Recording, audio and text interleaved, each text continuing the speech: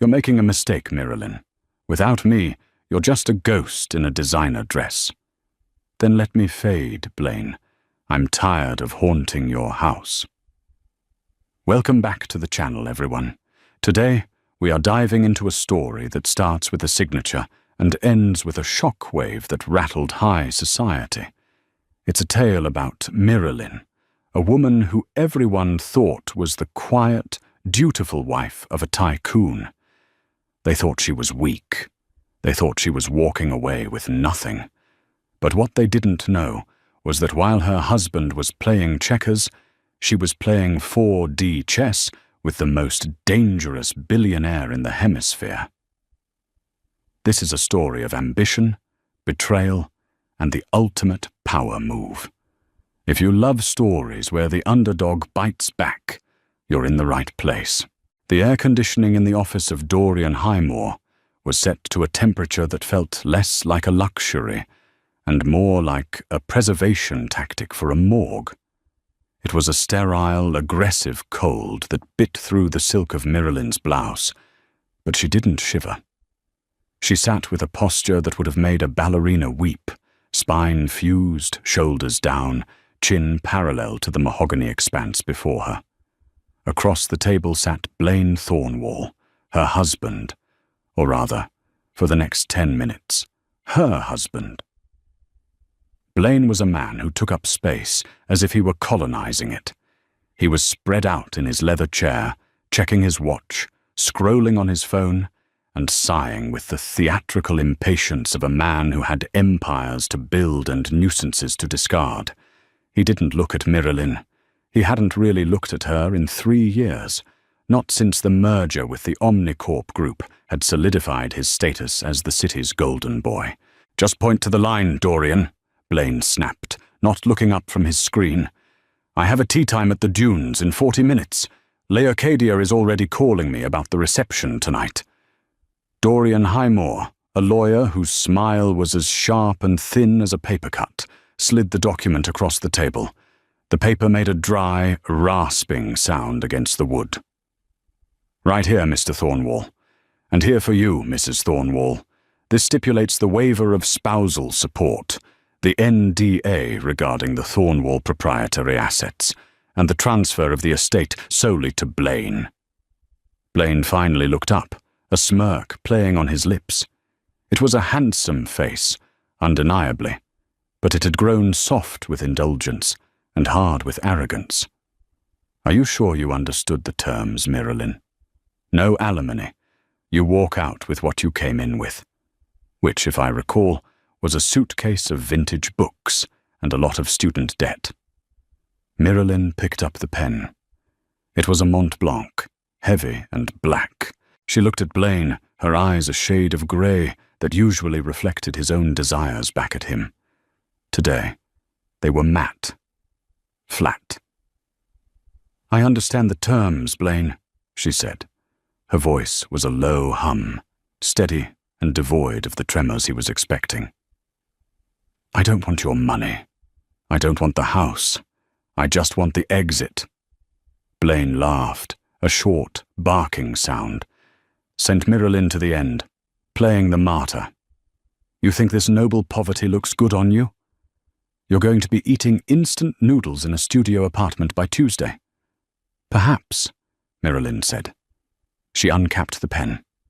The room went silent. The only sound was the scratching of the nib against the thick, cream-colored legal paper. Marilyn V. Thornwall.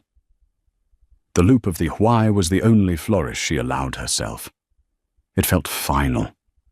It felt like an amputation of a limb that had been gangrenous for a decade. She pushed the papers back. "Done," she whispered. Blaine signed his name with a rapid, aggressive scrawl, barely glancing at the paper. He stood up immediately, buttoning his suit jacket. The indifference was the final weapon in his arsenal. He wasn't angry, he was bored. That was supposed to hurt her more than rage. "Dorian, file it today," Blaine commanded. He turned to Marilyn, his hand on the doorknob. "You can keep the car for the week. I'm feeling generous. But vacate the property by noon tomorrow. Ivelisse is bringing in her decorators, and she's allergic to dust. He meant her. Miralyn was the dust. Old, settled, annoying. Goodbye, Blaine, Miralyn said. He didn't answer. He walked out, the heavy oak door slamming shut, vibrating the framed diplomas on the wall. Dorian Highmore looked at Miralyn, his eyes narrowing slightly. He had seen hundreds of divorces. He had seen screaming matches, vase-throwing, weeping, and begging. He had never seen a woman sign away a potential $50 million settlement with the apathy of someone signing for a package delivery. Mrs. Thornwall, Dorian said, his voice dropping an octave. You know, you could have fought. The prenup had holes. I could have driven a truck through Clause 4. Miralyn stood up. She smoothed the front of her skirt. For the first time, a small, terrifying smile ghosted the corners of her lips. I didn't want his money, Dorian, she said softly. I wanted his signature. I needed him to legally sever ties with me today. Before 5 p.m. Dorian frowned. Why the rush? Because, Miralyn said, picking up her purse, at 5:01 p.m., things are going to change, and I needed to make sure Blaine couldn't claim a penny of what happens next. She walked out of the office and into the lobby. The heat outside was oppressive, a dry, baking oven of a day. There wasn't a cloud in the sky. No rain to hide tears. Not that she was shedding any. The sun bleached the color out of the pavement. Miralyn reached into her bag and pulled out a burner phone. She dialed a single number. It's done, she said. The ink is dry. A deep, distorted voice on the other end answered. The timeline is tight, Miralyn. Are you ready to burn the bridge? I didn't just burn the bridge, Miralyn said, looking back at the towering glass building where her ex-husband was likely checking his stocks. I blew up the canyon. The narrative in the city was already spinning. Jessamine and Callista, the twin gatekeepers of the high society gossip column, The Gilded Whisper, had already posted the headline, Thornwall trims the fat.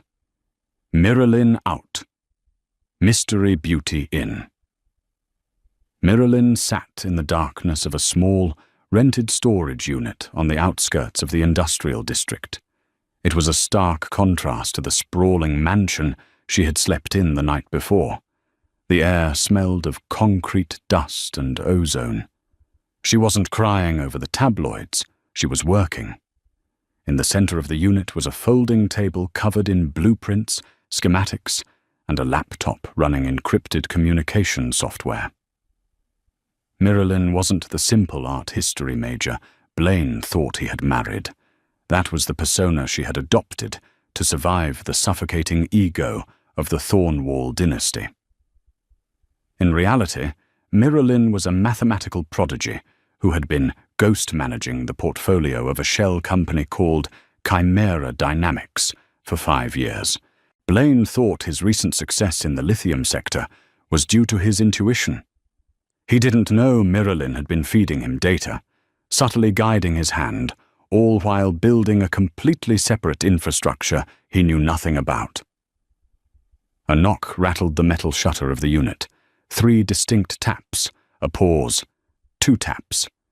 Miralyn hit a key on her laptop, locking the screen. Enter. The shutter rolled up a foot, and Corwin Ashvale ducked under. Corwin was a man who looked like he had slept in a dryer, rumpled suit, chaotic hair, and eyes that darted everywhere at once. He was a disgraced investigative journalist who now sold information to the highest bidder. Miralyn had bought him exclusive rights 3 years ago.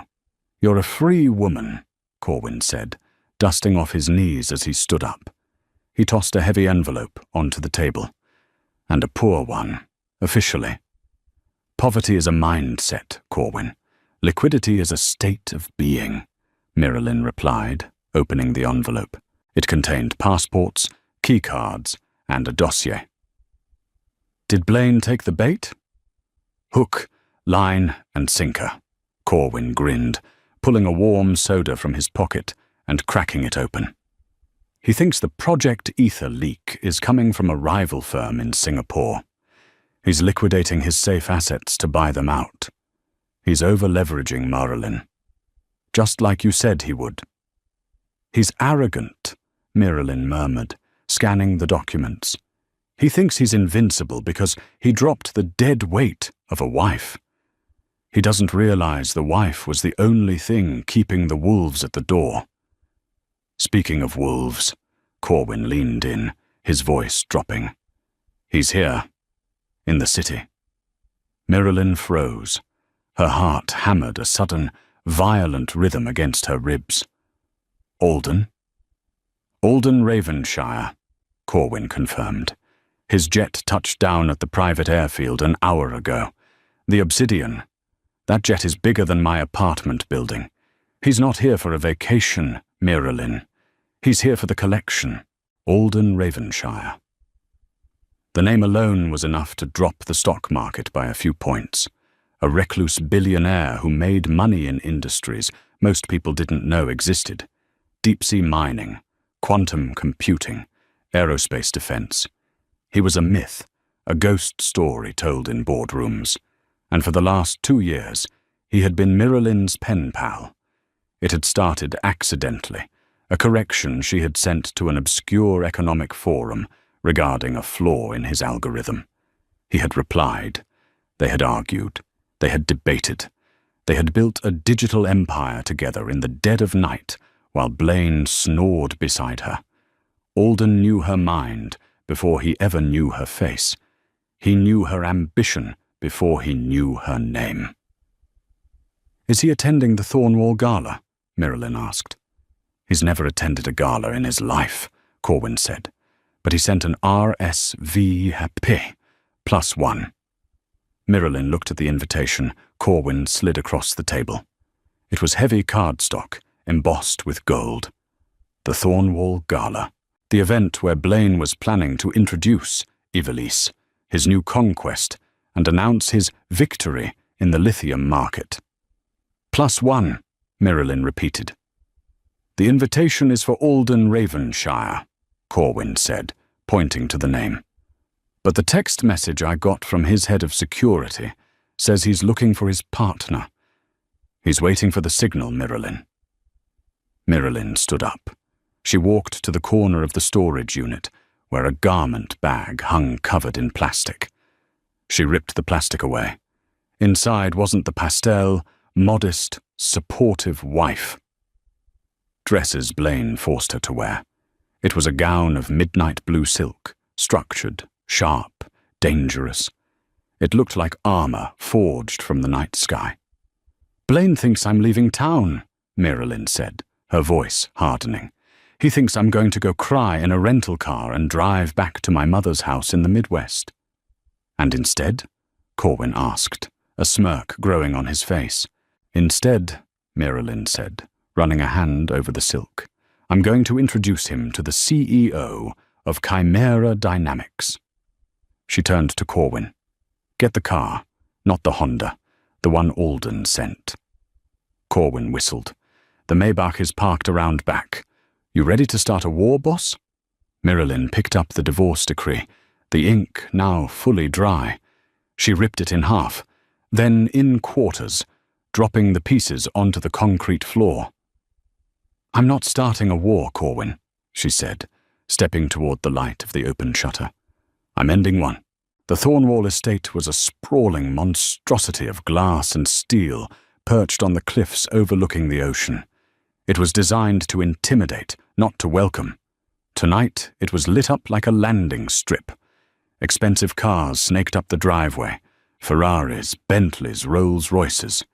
The elite of the city were gathering to kiss the ring of Blaine Thornwall. The air was stiflingly hot, a dry Santa Ana wind whipping through the manicured gardens, rattling the palm fronds. It was a restless wind, charging the atmosphere with static electricity. Blaine stood at the top of the grand staircase, a glass of champagne in hand. Next to him stood Ivelisse. She was younger, sharper, and hungrier than Marilyn. She wore red, a deliberate splash of violence against the white marble. "Stop checking your phone, Blaine," Ivelisse murmured, her smile fixed for the photographers. "She's gone. You won." Blaine slipped his phone into his pocket. "I know. I expected a text. A beg for money. Something. She has too much pride," Ivelisse scoffed, "and zero business sense. Forget her. Tonight is about the merger." Blaine nodded, puffing out his chest. "Ladies and gentlemen," he shouted, his voice amplified by the microphone system. The crowd quieted. "Thank you for coming. Tonight marks a new era for Thornwall Industries. We have shed the dead weight of the past." A ripple of polite laughter went through the crowd. Everyone knew who he meant. "And we are looking toward a future of unlimited growth." Leocadia, Blaine's mother, clapped the loudest from the front row. She had never liked Miralyn. Too quiet, too observant. "I am proud to announce," Blaine continued, raising his glass, "that we are acquiring the controlling stake in the Singapore lithium sector." A low rumble cut him off. It wasn't thunder. The sky was clear, a vast dome of stars. The sound was mechanical, rhythmic, and growing louder. The champagne in Blaine's glass rippled. "What is that?" Ivelisse snapped, looking up. The wind picked up, whipping the tablecloths and ruining updos. The guests pointed toward the horizon. 3 lights appeared in a triangle formation, approaching fast. It was a helicopter, but not just any helicopter. It was a matte black military-grade Sikorsky, sleek and predatory, with no markings other than a silver falcon emblem on the tail.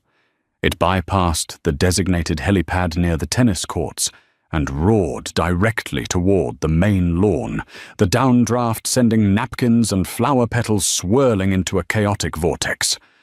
"Who the hell is that?" Blaine shouted, shielding his eyes from the dust. "Security, get them out of here." The helicopter hovered low, its landing gear touching the pristine grass with a heavy thud. The engines didn't cut. They whined down to a menacing idle. The sheer power of the machine made the luxury cars in the driveway look like toys. The side door of the helicopter slid open. A ramp extended. First, 2 men in dark suits stepped out. They weren't hotel security. They moved with the lethal precision of special forces. They took positions at the base of the ramp, hands clasped, scanning the crowd. Then, a man stepped out. A collective gasp went through the crowd. Even Blaine froze. It was Alden Ravenshire. He was taller than he looked in the few stolen paparazzi photos that existed. He wore a tuxedo that fit him like a second skin, ignoring the traditional tie for an open collar that spoke of absolute indifference to rules. He had a face carved from granite, handsome but severe, with eyes that seemed to dissect everyone they landed on. He walked down the ramp, ignoring Blaine entirely. He turned back to the dark interior of the helicopter and extended a hand. "They're watching," Alden said, his voice carrying over the wind. A hand took his. A slender, pale hand, adorned with a single ring. Not a diamond, but a heavy band of black onyx and platinum. Miralyn stepped into the light. The silence that fell over the garden was absolute. It was heavier than the heat. She was unrecognizable. The woman who had left Dorian Highmore's office in a beige cardigan was gone. This woman was a statue of vengeance, draped in midnight blue silk. The dress was backless, daring, cut to show off the sharp lines of her muscles. Her hair, usually pulled back in a severe bun, was loose, cascading in waves down her back, whipped by the rotor wash. But it was her face that stopped Blaine's heart. Her makeup was bold, accentuating the grey eyes that now burned with a cold, hard fire. She looked powerful. She looked expensive. She looked like she owned the very air Blaine was struggling to breathe. Alden didn't let go of her hand. He guided her down the ramp and as her heels touched the grass, the crowd parted instinctively, like the Red Sea. "Miralyn," Blaine choked out, stepping down the stairs, forgetting Ivelisse entirely. "What? What are you doing? Who is—" Miralyn stopped 10 feet from him. She didn't look up at him. She looked through him. "Good evening, Blaine," she said. Her voice was amplified by the acoustics of the garden, clear and bell-like. "You invited the CEO of Chimera Dynamics to discuss the acquisition. I believe you wanted to trim the fat?" Blaine stared at her, his brain misfiring. "Chimera. That's the shell company, the rival, the partner," Alden corrected, his voice deep and smooth, like gravel in a silk bag. He stepped up beside Miralyn, his presence towering. He placed a hand on the small of her back, possessive, protective, and intimate. "Miralyn isn't here as your ex-wife, Mr. Thornwall. She's here as my co-founder." The whispers exploded into a roar. Co-founder. Ravenshire. Chimera. Ivelisse scrambled down the stairs, clutching Blaine's arm, her eyes darting between Miralyn's dress and Alden's face. "Blaine, do something! She's crashing!" "I'm not crashing," Miralyn said, a cold smile touching her lips. She reached into a small clutch and pulled out a folded document. "I'm here to accept your offer. You leveraged your company to buy out Chimera's rival assets. But since Chimera is Ravenshire, and I am Chimera," she tossed the document at Blaine's feet. "You just inadvertently sold 51% of Thornwall Industries to me." Blaine looked down at the paper in the grass. Then he looked at Miralyn, the woman he had discarded hours ago, the woman he thought was nothing. Alden leaned in, his voice low enough that only the three of them could hear, but the threat radiated outward. "You signed the divorce, Blaine," Alden said, his eyes glittering with dark amusement. "You set her free, and now she's come to collect the kingdom." Miralyn turned to Alden. "Shall we go inside? The wind is ruining my hair." "After you, Madam Chairman," Alden said, as they walked past a stunned Blaine and a furious Ivelisse, ascending the stairs toward the house she had been kicked out of that morning. Miralyn didn't look back. The jet engines whined, the crowd erupted into chaos, and for the first time in her life, Miralyn didn't feel like the furniture. She felt like the fire. The interior of the Thornwall mansion was a temple to Blaine's vanity, all mirrored surfaces and gold leaf, designed to reflect his own importance back at him. But as Miralyn stepped through the French doors from the terrace, the mirrors seemed to catch only her. The silence from the garden had bled into the ballroom. The string quartet, unsure of protocol when a hostile takeover walks through the door, had trailed off into a discordant squeak. 300 heads turned. The elite of the city, holding their crystal flutes, looked from Blaine's red, sweating face to Miralyn's cool, imperial visage. Alden walked a half-step behind her, a visual cue that was screamingly loud to everyone in the room. He was the most powerful man in the hemisphere, yet he was ceding the floor to her. He was the weapon. She was the hand aiming it. "Security!" Blaine bellowed again, finally finding his voice as he stormed into the room after them. "Get them out! This is private property. This is trespassing." The head of security, a broad-shouldered man named Graves, who had worked for the Thornwall family for 15 years, stepped forward. He looked at Blaine, then he looked at Miralyn. "Actually, Mr. Thornwall," Graves said, his voice rumbling like a subterranean train, "technically, under the bylaws of the holding company you liquidated this afternoon, the majority shareholder has the right to access all physical assets. Mrs. Thornwall, apologies, Ms. Chimera, is the majority shareholder." Graves stepped aside, folding his hands behind his back. Blaine looked like he had been slapped with a wet trout. "Graves, you're fired," You're all fired." "You can't fire him, Blaine," Miralyn said, stopping in the center of the room. She didn't shout. She didn't need to. The acoustics of the room carried her calm, devastating contralto to the rafters. "You don't have the quorum." Ivelisse pushed past Blaine, her red dress rustling aggressively. She marched up to Miralyn, her eyes narrowing. "You think this is a game? You think you can just walk in here in a borrowed dress and a borrowed billionaire and scare us? You're a librarian, Miralyn. You organize bookshelves. You don't run empires." Miralyn turned her head slowly, regarding Ivelisse with the mild curiosity one might show a particularly noisy insect. "I didn't organize bookshelves, Ivelisse," Miralyn said softly. "I organized the tax shelters that paid for the dress you're wearing. I organized the offshore accounts that bought the car you drove here in. And I organized the encryption keys for the accounts Blaine uses to hide his gambling debts from the board." A collective gasp, sharp and scandalous, hissed through the room. "Lies!" Blaine screamed, his veins bulging in his neck. "She's lying. She's crazy. That's why I left her." "Am I?" Miralyn asked. She raised a hand, and the massive screen behind the stage, intended to display a slideshow of Blaine's achievements, flickered.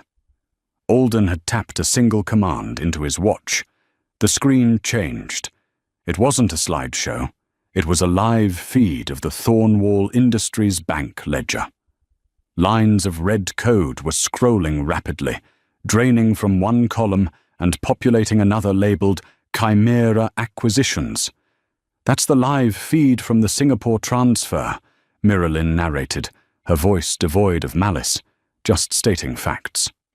"Blaine, you authorized an auto-liquidation at 4:45 p.m. to buy what you thought was a competitor.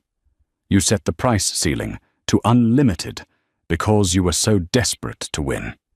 You bought Chimera's toxic assets for 3 times their value, effectively bankrupting your liquid reserves while simultaneously handing me the controlling stock options."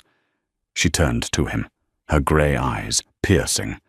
"I didn't steal your company, Blaine. You bought it from me, and you paid a premium."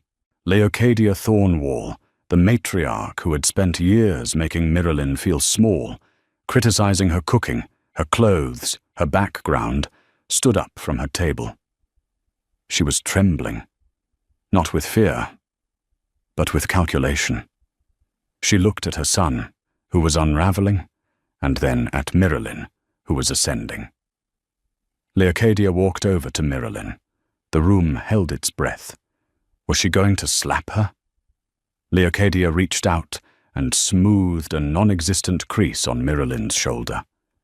"That color is stunning on you, darling," Leocadia said, her voice dripping with sudden, terrified honey.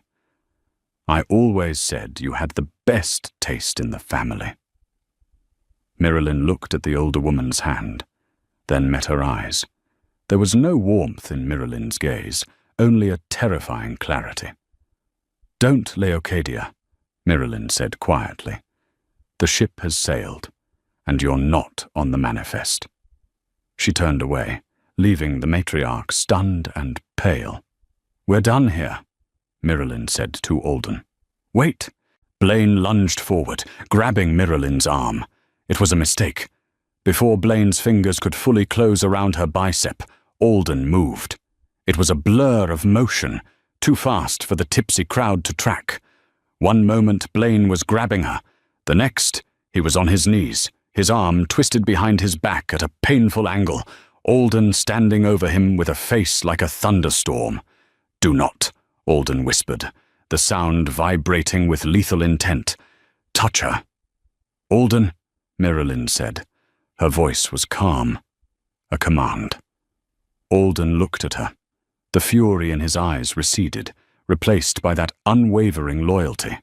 He released Blaine, who scrambled back, clutching his shoulder, panting, humiliated in front of the people he lived to impress. "Let's go," Miralyn said. "I have a board meeting at 8 a.m. She walked out the way she came, the crowd parting with reverence now, They weren't looking at a divorcee anymore. They were looking at the new queen, and in the world of high finance, the king was dead. Long live the queen. The boardroom of Thornwall Industries was located on the 50th floor, a glass box floating in the sky. At 7:55 a.m., it was usually empty, save for an intern setting out water bottles. Today, it was full. The 12 board members sat in varying states of anxiety. Blaine sat at the head of the table, looking like he hadn't slept. His tie was crooked, his eyes were bloodshot. Beside him sat Dorian Highmore, looking equally pale. "This is illegal," Blaine was saying, slamming his hand on the mahogany. "It's entrapment. It's fraud. We'll sue her into the ground." "Technically," Dorian mumbled, shuffling papers.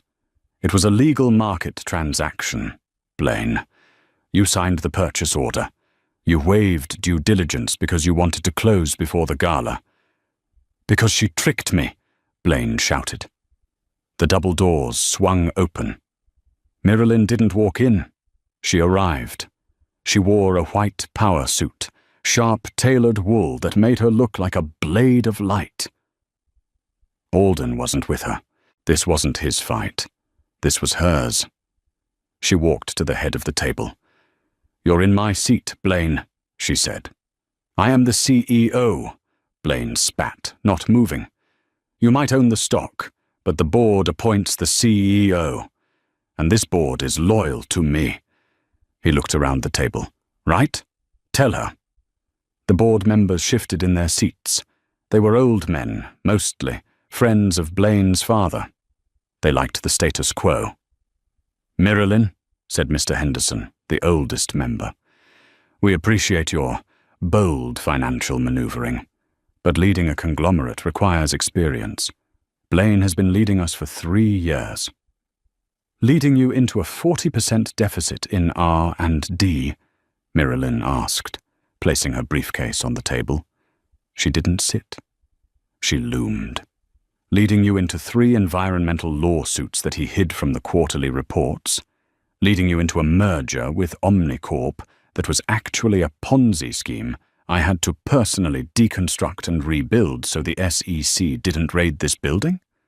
Henderson blinked. You did that?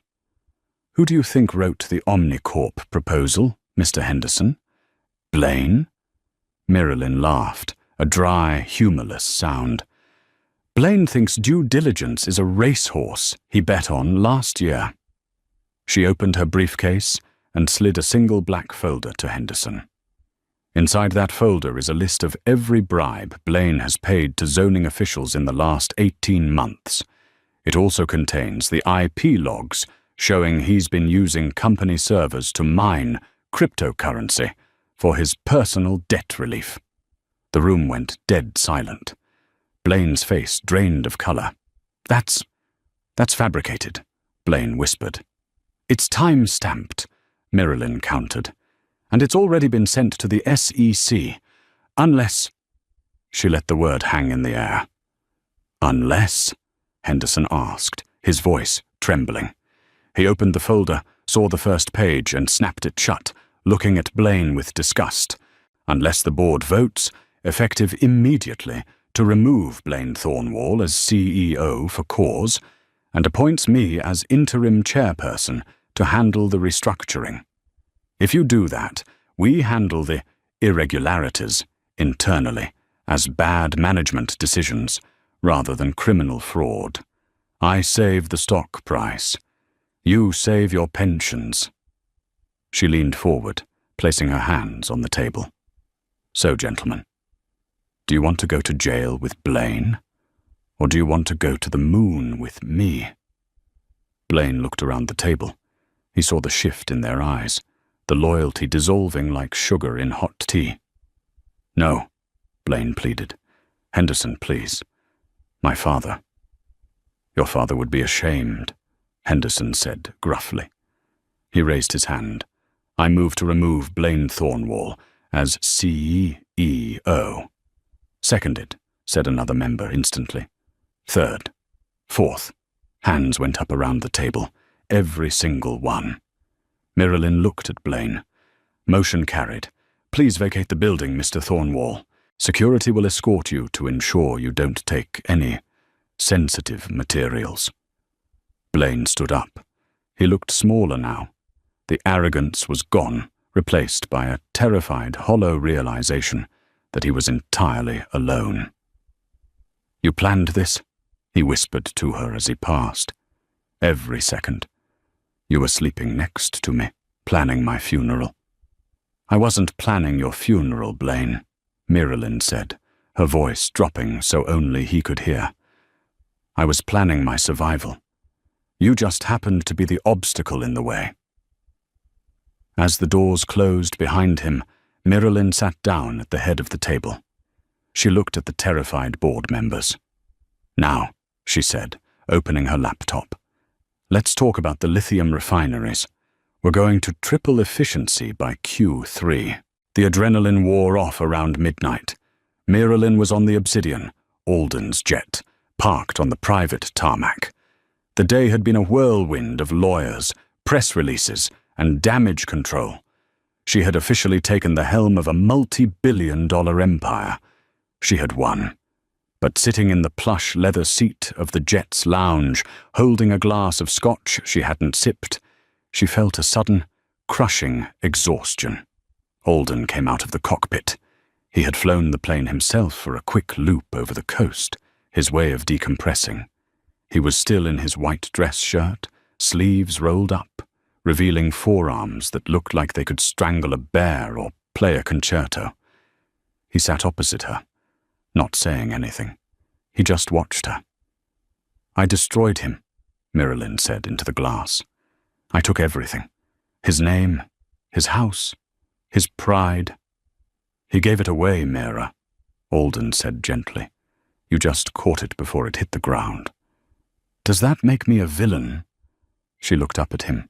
In the movies, the person who plots for years and takes over the company is usually the bad guy. Alden leaned forward, resting his elbows on his knees. The difference between a villain and a survivor is what they do with the power once they have it. Blaine used power to feed his ego. You're going to use it to build something real. He reached out and took the glass from her hand, setting it on the table. Then he took her hand. His skin was warm, rough, grounding. Besides, Alden added, a rare, boyish smirk touching his lips. Villains are usually more interesting. Miralyn managed a smile. True. There's something else, Alden said, his tone shifting. The playfulness vanished, replaced by the intensity she had seen in the garden. Now that you're public, now that Chimera is out of the shadows, we have a problem. Miralyn straightened up, the exhaustion replaced by alertness. What kind of problem? Alden stood and walked to a wall panel. He pressed a button, and a holographic map of the Pacific Ocean materialized in the air between them. A red light was blinking off the coast of a small island chain. While you were dissecting Blaine in the boardroom, I was tracking a signal, Alden said. Someone is trying to override the security protocols on the Deep Horizon rig. Miralyn frowned. Deep Horizon was Chimera's most secretive project, an underwater data center and mining facility powered by geothermal vents. It was the backbone of their entire tech infrastructure. Blaine wouldn't know how to hack a toaster, let alone Deep Horizon, Miralyn said. Not Blaine, Alden said darkly. Blaine is a hammer. This is a scalpel. He swiped the map, zooming in on the signal source. The signal is originating from a relay station in the Swiss Alps. But the encryption signature, I've seen it before. Alden looked at Miralyn, and for the first time since she had known him, she saw genuine concern in his eyes. It's Corwin's signature, Alden said. Miralyn felt the blood drain from her face. Corwin? My journalist.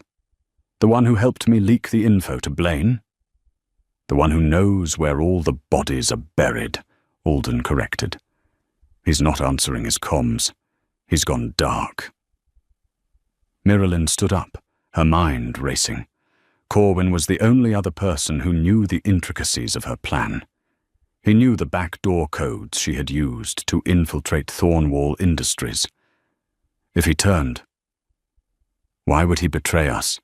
Miralyn asked. I paid him enough to retire on an island. Maybe someone offered him a bigger island, Alden said. Or maybe he wasn't working for you alone. The plane's comm system beeped. A text message displayed on the main screen. It was from an unknown number. Checkmate, Queen. You took the king, but you left the castle unguarded. You have 24 hours to transfer the algorithms, or Deep Horizon becomes a deep-sea tomb. Miralyn stared at the message. The victory of the morning felt 1,000,000 miles away. She wasn't fighting a man-child ex-husband anymore. She had stepped into the deep end of the pool, where the sharks had lasers and the water was freezing. He has access to the pressure valves, Miralyn realized, horror dawning on her. If he overloads the rig, the thermal buildup. It will detonate, Alden finished, with 40 crew members inside. Miralyn looked at Alden. The romantic tension, the victory lap. It was all gone. They were back in the trenches. How fast can this jet get us to the coordinates? Miralyn asked, kicking off her heels. Alden was already moving toward the cockpit. Fast enough to break the sound barrier. Buckle up, Miralyn. The war isn't over. Miralyn sat back in the seat, gripping the armrests as the engines roared to life, pushing them deep into the black sky. She thought she had signed a divorce decree. In reality, she had signed a declaration of war. The obsidian cut through the stratosphere at Mach 1.8, a silent needle stitching the night sky. Inside, the atmosphere was pressurized in more ways than one. Miralyn sat surrounded by screens in the jet's command center. The luxury of the lounge was gone, replaced by the stark blue glow of data streams. Alden was in the pilot's seat, pushing the engines to their thermal limit, but his voice over the intercom was steady. 20 minutes to the drop zone, Alden said. Status on the rig? Critical, Miralyn replied, her fingers flying across a haptic keyboard. The core temperature of the Deep Horizon servers is rising. Corwin has disabled the cooling pumps. If it hits 200 degrees, the geothermal vents will destabilize. It won't just destroy the servers, it'll cause a seabed collapse, a tsunami. She stared at the image of Corwin Ashvale on her secondary monitor. It was a file photo she had taken herself, him laughing over a cheap diner coffee, the man she thought was her friend, her confidant. The man who had helped her burn Blaine to the ground was now holding the match to her own legacy. Why? She whispered to herself. Money is a powerful motivator, but not for Corwin. Alden's voice came through, as if reading her mind. He's a nihilist, Miralyn. He doesn't want to be rich. He wants to be right. He always hated the elite. He helped you take down Blaine because he hated Blaine. Now he's taking us down because, well, we're the elite now. The main screen flickered. The static cleared to reveal a live video feed. It was Corwin. He looked exactly the same. Rumpled suit, messy hair. But the background wasn't a storage unit. It was the sleek, sterile control room of the Deep Horizon rig itself. You made good time, Corwin said, leaning back in the command chair, spinning a pen in his fingers. I assume you're in the jet? Nice toy. A bit excessive for a climate activist, isn't it, Alden? Corwin, Miralyn said, her voice freezing the air in the cabin. Turn the pumps back on. I can't do that, boss, Corwin smirked. Not until I get what I came for. The Chimera source code, the prediction algorithm. The algorithm predicts market trends, Miralyn said. It's useless to you without the infrastructure. Oh, I'm not going to use it to buy stocks, Corwin laughed, a jagged sound. I'm going to release it, open source, to everyone. Imagine the chaos, Miralyn. If everyone knows what the market will do, the The market collapses. No more billionaires, no more thorn walls, no more Ravenshires. A true reset. Miralyn went cold. It wasn't greed, it was ideology. He was a fanatic. If you destroy the market, you destroy the pensions of millions of ordinary people, Miralyn argued, trying to buy time. You're not saving the world, Corwin. You're burning it. Fire cleanses, Corwin shrugged. You have 10 minutes. Upload the code to the secure server I just linked, or I let the core melt. The crew has been locked in the mess hall. They'll go down with the ship. The feed cut. He's insane, Miralyn breathed. He's committed, Alden corrected. He engaged the autopilot and walked back into the command center. He looked at the countdown clock. 9 minutes. We can't upload the code, Alden said. If that algorithm goes public, the global economy crashes by morning. It's not an option. And we can't let the rig explode, Miralyn countered. 40 lives, plus the environmental impact. She closed her eyes, forcing herself to think. She wasn't the victim anymore. She wasn't the wife. She was the architect. She knew Corwin. She knew how he thought. He expected her to try and hack him. He expected a brute force attack. He's watching the external firewalls, Miralyn said, her eyes snapping open. He's waiting for us to try and break in. But he's inside. He's physically on the rig. Yes, Alden said. And the rig is underwater. We can't storm it. We don't need to storm it, Miralyn said, a dangerous idea forming. She pulled up the schematics of the rig. Corwin thinks he controls the system because he hacked the command console. But Deep Horizon wasn't just built for data. It was built for mining. She pointed to a subsystem labeled acoustic telemetry. The mining drones, Miralyn said. They use sonar to navigate. They're on an independent analog circuit, separate from the main digital network so they don't get interference. Alden looked at the schematic, realizing her plan instantly. A slow smile spread across his face. You want to use the mining drones to physically sever the connection to the cooling pump's manual override? No, Miralyn said. I want to use the drones to sing. Sing? Acoustic resonance, Miralyn explained, her hands moving fast now, coding a new packet. If we line up the drones around the control room and blast a specific frequency at high decibels, we can shatter the glass of the server racks. The coolant isn't just pumped. There are emergency gravity tanks above the racks. If the glass breaks, the gravity tanks dump the coolant manually, Alden finished, flooding the room, cooling the servers instantly, and incidentally, flooding the control room where Corwin is sitting. He'll have to swim, Miralyn said grimly. But the rig won't blow. Can you access the drones? Not from here, Miralyn said. The signal is too weak. We need to be closer, within 500 feet. Alden looked at the altimeter. They were at 30,000 feet. Hang on, Alden said, turning back to the cockpit. I'm taking us down. Steep. The jet banked violently, gravity pressing Miralyn into her seat. The sky outside turned from black to the deep, churning grey of the ocean surface. They were dropping like a stone. The obsidian leveled out at a terrifying 300 feet above the waves. The ocean was rough, dark swells rising to meet the jet's landing lights. In the distance, the Deep Horizon surface platform was a lonely beacon of yellow light in the darkness. Range! Miralyn shouted over the roar of the engines. Closing! Alden yelled back. 1,000 feet. 800! Miralyn initiated the handshake protocol with the sub-sea drones. It was a narrow window. The connection was tenuous, fighting the interference of the storm and the depth of the water. Connection failed. I can't get a lock, Miralyn cried. Corwin has a jammer running on the main frequency. Switch to the emergency band, Alden commanded, fighting the stick as a wind shear hit the jet. He's monitoring it. He's monitoring the digital bands, Alden shouted. Use the raw audio carrier wave. Miralyn realized he was right. It was old tech, ancient tech, sending data over a sound wave like a dial-up modem.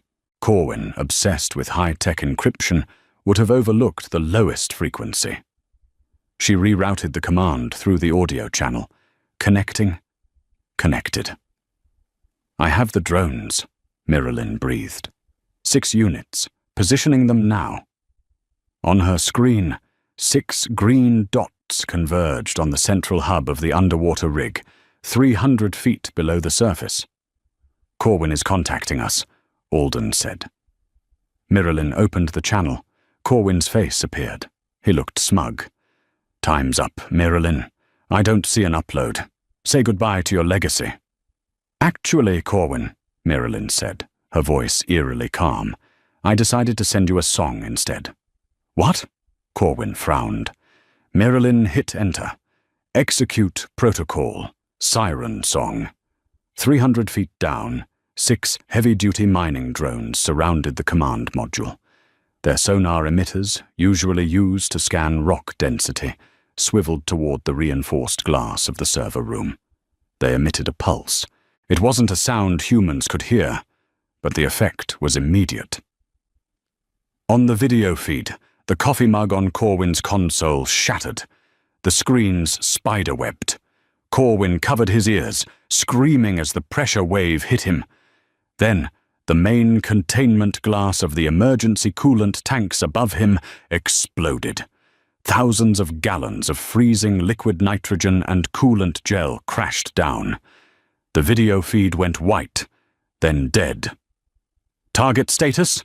Alden asked, his hands white-knuckled on the yoke.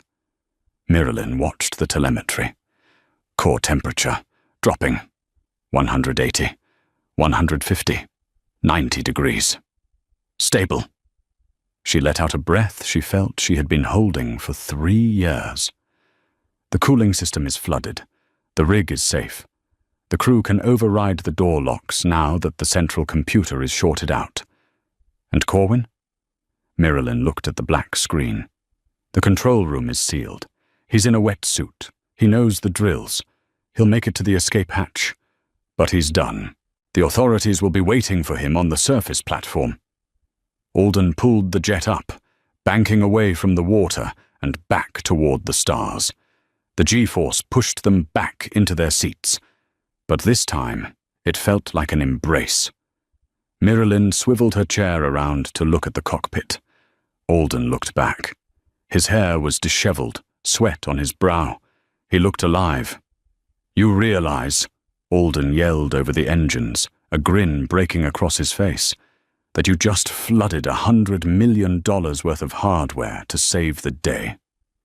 I'm the CEO, Miralyn shouted back, a laugh bubbling up in her chest, a real, unburdened laugh. I'll write it off as a business expense. The sun rose over the city, painting the skyscrapers in shades of rose and gold. It was a clean morning. The smog seemed to have lifted. Miralyn stood on the balcony of the Thornwall building, now the Chimera Tower.